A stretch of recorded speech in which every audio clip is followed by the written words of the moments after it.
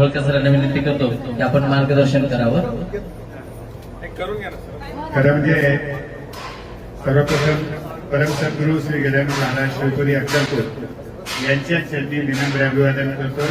मी कुमावत परिवाराला खूप खूप धन्यवाद देईन की एवढ्या अशा पवित्र कार्यक्रमामध्ये भगवान शंकरांच्या चरणी नतमस्तक होण्यासाठी अजिंक्य दादाला आणि मला आणि सर्व मान्यवरांना दादासाहेब संधी दिली त्याबद्दल मी तुमचा लाख लाख ऋणी आहे.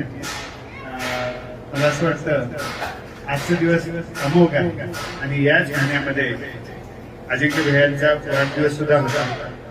म्हणजे तसं दादासाहेब मी हे सांगितलं पाहिजे गवळी साहेब की सगळे परिवारांचा माझा जे रिलेशन आहे जवळपास क्लासेस खडकेश्वरला 1980-84 पासून होते.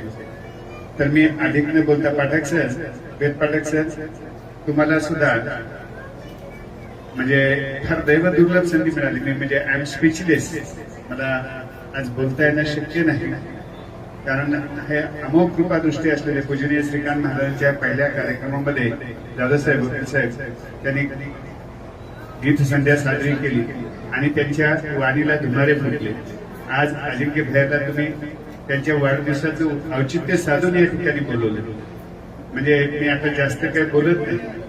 किसी शायर ने कहा है कि चांद को चांदनी मुबारक, चांद को चांदनी मुबारक, सूरज को रोशनी मुबारक, फूलों को खुशबू मुबारक और भगवान शंकर जी की कृपा से अजिंक्य दादा आज को जन्मदिन मुबारक.